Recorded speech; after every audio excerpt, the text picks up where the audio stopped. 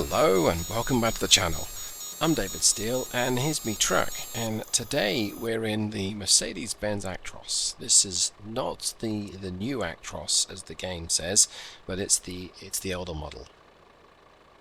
And well, I've configured this Actros with a new engine and a new transmission, at least a prototype or a beta version of these components. First things first, let's go ahead and drop my mid-axle. I think might need that today. There we go. Okay. Now this is quite a heavy cargo. It's about just under 64,000 pounds. I think it's sand, building materials, or dust, stone dust. There we go. Because stone dust you clearly need. And we're up in Finland now. It's a 4-hour trip, it reckons, or 4 hours 20, and I've got 6 hours 30 left in my shift, so I'm going to go ahead and head out the door, I think, so to speak, because we've got an interesting setup today. I think first things first is make sure that we're all good here. Now we're using a manual transmission today, so I'm using smart sequential shifting and a 9-speed, and I'll talk about the transmission in due course. We're also using a lower powered engine. We're using a Mercedes-Benz engine, and both of these components are coming soon to the Steele Productions Engine Pack. Depending on when I release this video and when you're seeing it, they may already be out. So yeah, it should be an interesting trip. I don't foresee any issues with the way that the engine's going to perform, or the gearbox for that matter, but we'll see. This is a pretty rough road.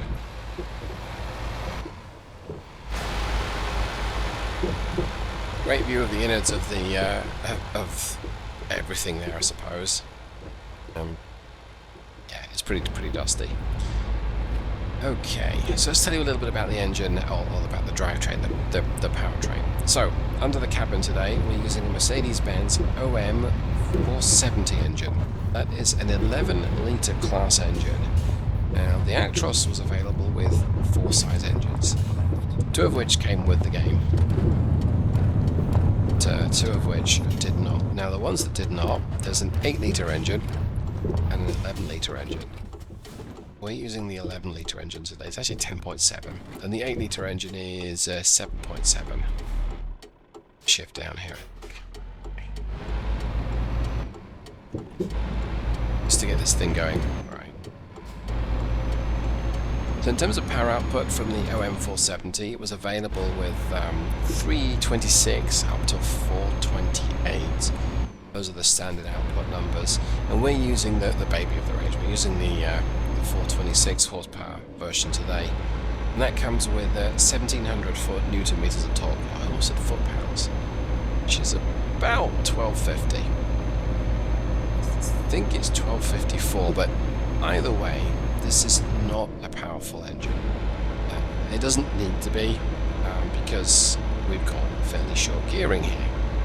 We're using a new to the pack Mercedes 9-speed direct drive transmission. This is the G-221, and it's configured as an 8+1 box. And all that means is you've essentially got 8 forward gears, or numbered 1 to 8, and your 9th gear is a crawler gear. So when I moved off there from rest, you might have spotted when I said I needed to shift down, it went first to neutral and then into C1 or crawl. Now, this direct drive transmission, it has a final drive of 325, which should give me around and about 1500 revs, very much there or thereabouts, at 55 miles an hour, or 90 kilometers per hour. And I don't know if we're going to be able to get up to 90 kilometers per hour today, but if we do, we'll still be operating at this engine sweet spot. Any faster than that, and it'll be spinning a little quicker. Okay, she's a little heavy, so I took that a little too quick. This generation Actros has a special place for me because it's about the closest to a car I used to own. She met my wife in that car. Well, no, let me explain. I had that car when I met my wife. That's probably what I mean. Let's go ahead and merge here. So we're now at full power, and yeah, we've not got that much acceleration going on here.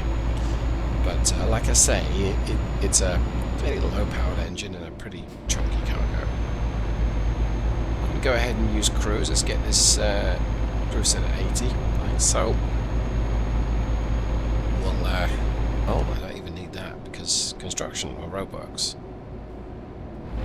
Why he didn't just pull in front of me, he could have done.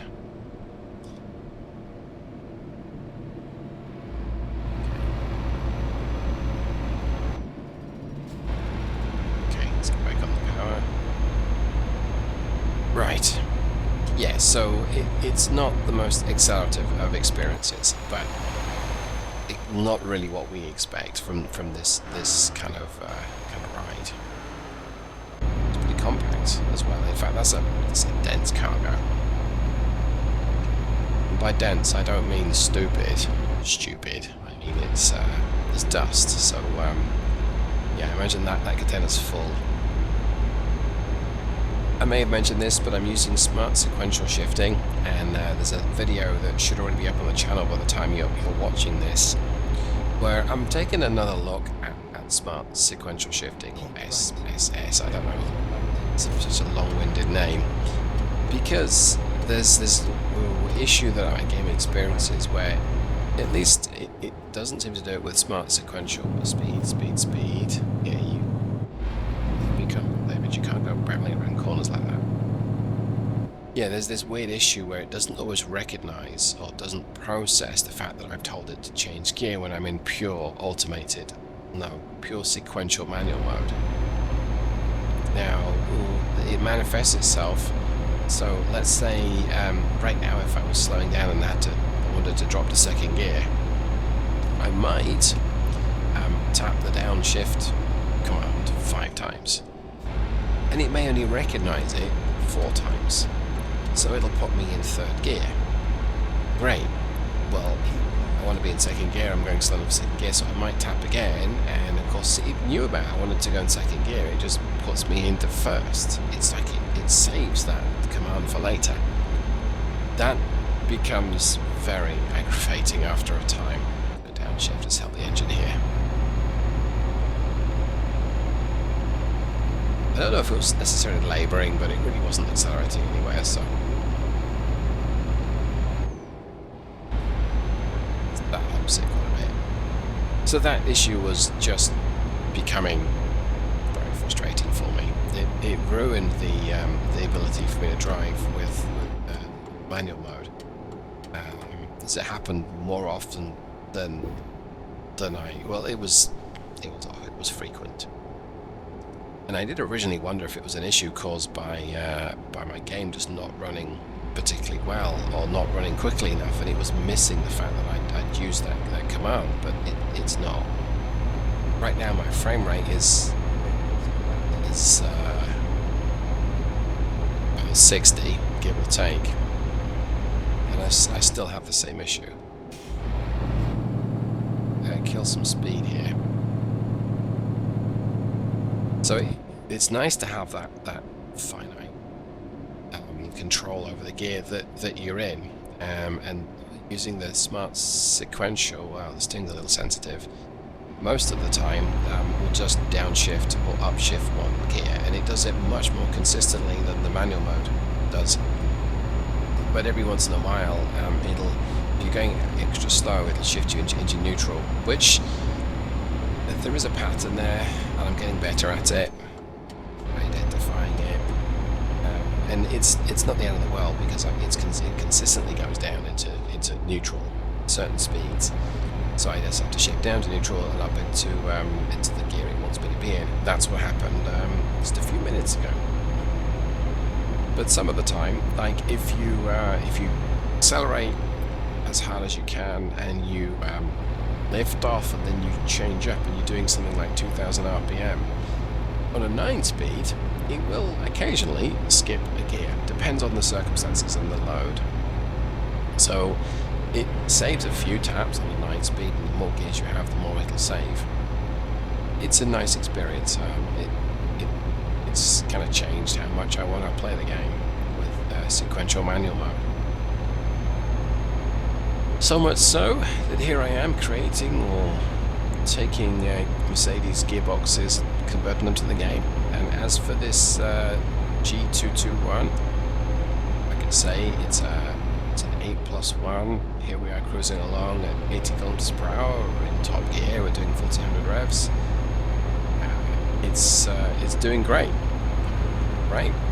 So go ahead and turn that on. Let's look at my fuel consumption.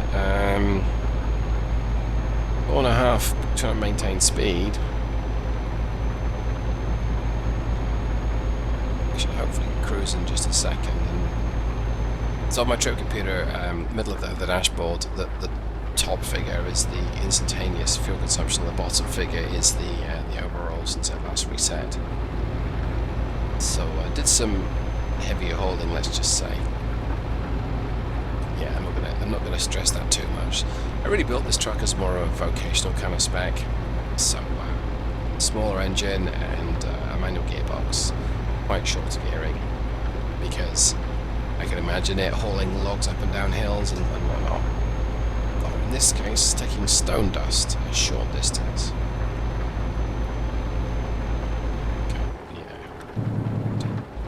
Reduce my speed a little bit. The engine brake's surprisingly effective. Now that said, I am downshifting, which does give you a lot more engine brake. The engine brake is proportional to the engine revs. I've yet to put any retarders or retardation feature into this transmission, and it will likely come with choice of retarders or not when it's released in the pack. Right now, I don't need to worry about the retarders. In fact, I think it's just completely fine. I haven't messed up the definition, so we're very good with that. As for the engine, I have to say it's a completely unexceptional 11-litre engine, which I think is a criticism. It's not really a criticism, but you could address the same at all of the Mercedes engines. They're competent. They're not the most inspired engines out there. They don't have the same tone as, say, a Scania V8, but they get the job done, and they're fairly efficient, in line with what you'd expect. No massive hiccups. Right, let's just demonstrate the adaptive smart downshifting. So we're going to downshift now, and we go from 6th to 4th, and we'll downshift again. Give way, and we're going to put me in 2nd. 3rd. That was an upshift at 2000 RPM, but I'm not full on the power, so it's just going through the gears one by one. Yeah, I really struggle to have anything bad to say about this experience, other than it's kind of what you expect from a Mercedes-Benz truck, if you believe the advertising, at least anyway. Does it really set the world alight? No, I don't think so. But I don't think Mercedes were really trying to. It's an 11-litre engine, manual, 9-speed, automatic. Of course, this is me driving along like it's not raining. Yeah, in fact, its acceleration's pretty strong. So much so that I think we do not really get busted speeding.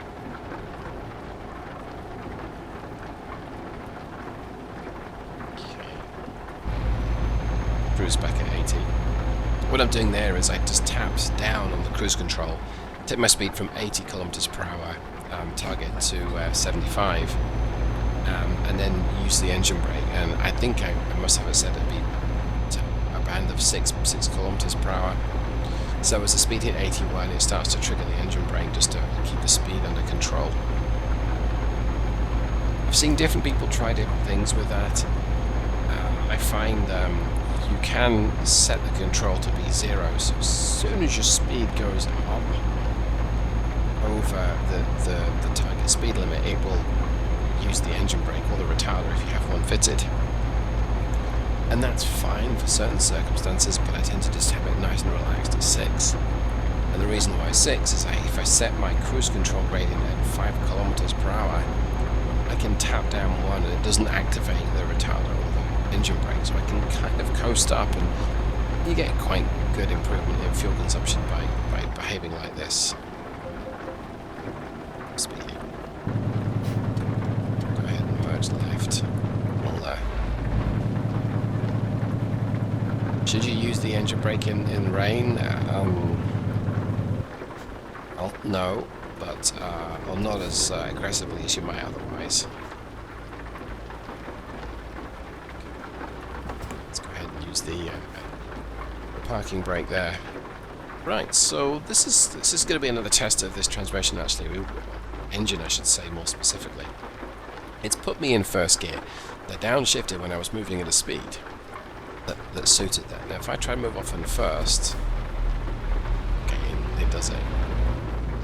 I didn't need to use the crawler gear just to get moving, which I suppose is the crawler used for ultra slow speed moving around a construction site or for getting you off the line. Well, you use it when you need to.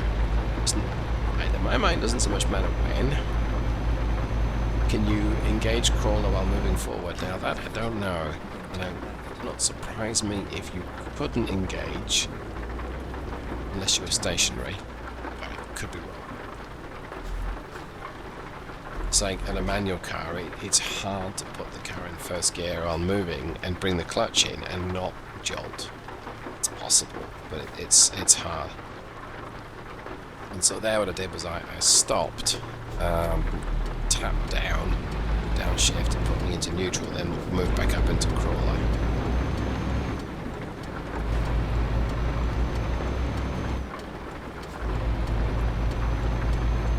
So it's certainly heavy. No red cars are allowed. That's what that sign means, right?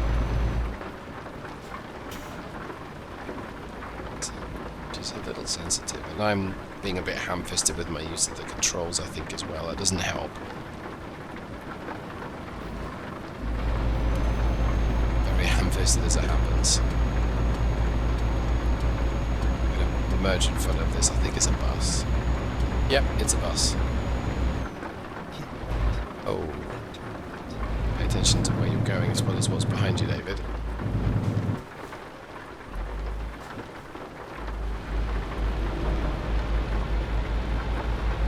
So the engine's happy to pull from 1000 RPM in 4th gear, which is useful. Right.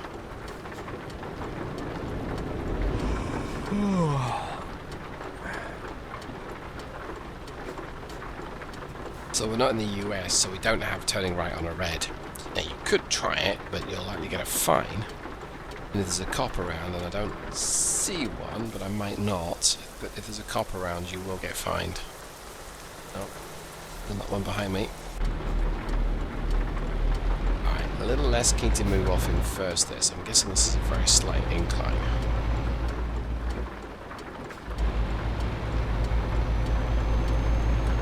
Looks like it wants me to be in the left lane, yes it does.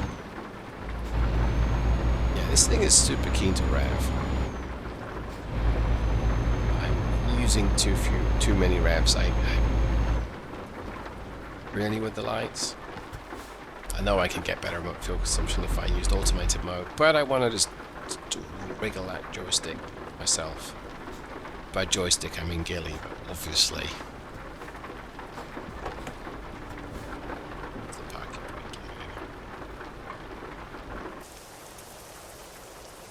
It's pretty wet. Hillstar was completely fine in crawler, and I shorted it up to first, and it's... yeah, it's very keen to rev.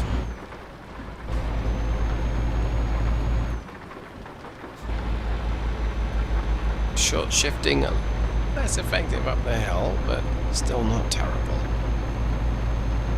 Given the limited power of this engine and its torque is not great, I would say that this is doing fabulous.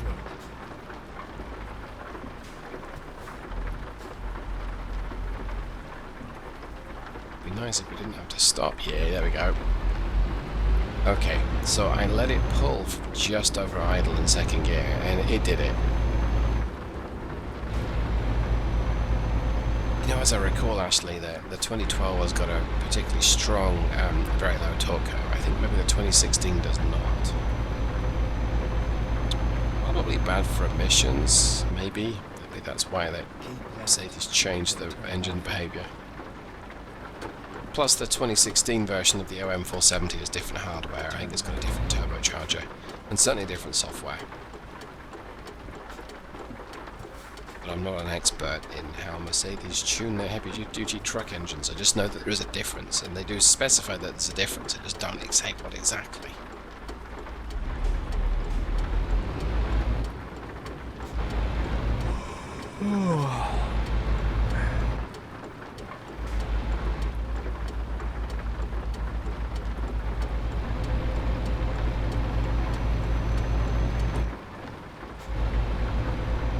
Okay, well, let's feather our way through this little industrial complex. Had I have looked at the map, I would not have taken this route. I'd have kept on going to the main road and turned left, although maybe I couldn't turn left at the top there. Because this just seems a little fussy for the sake of being fussy, in terms of the route.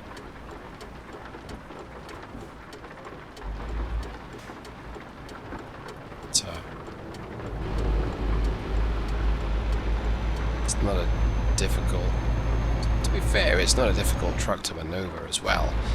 And that's something about the cab overs.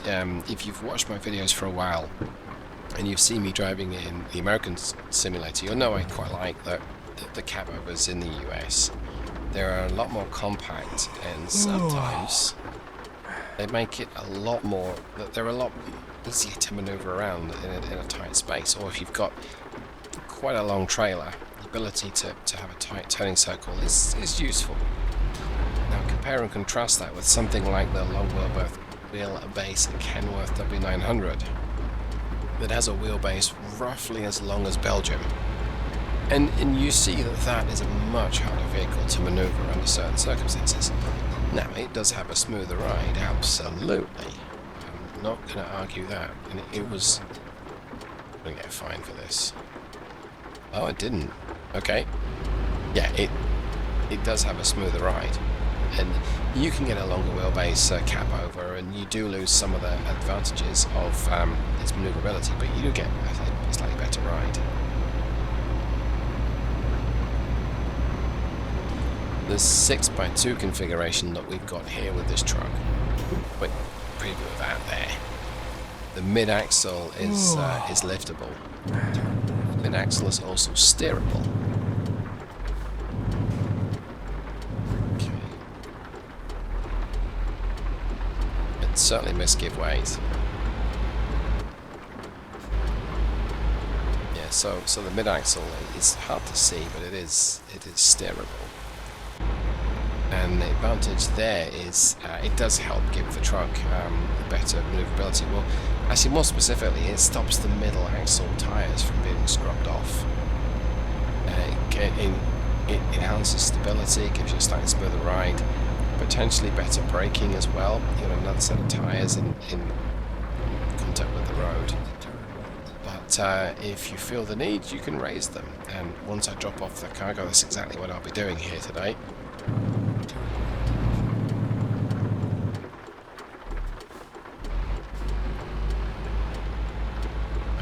On the brakes there, I think.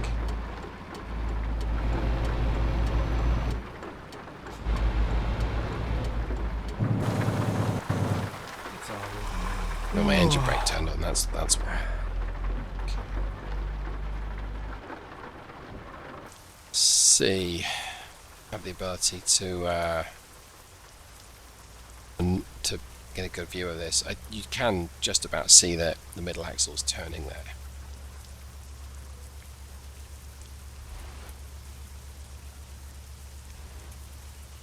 I mean, it's really not difficult to maneuver into that space. That would have been a lot harder in a long wheelbase Kenworth W900. Right, well, I'm going to call it for today's video. There we go.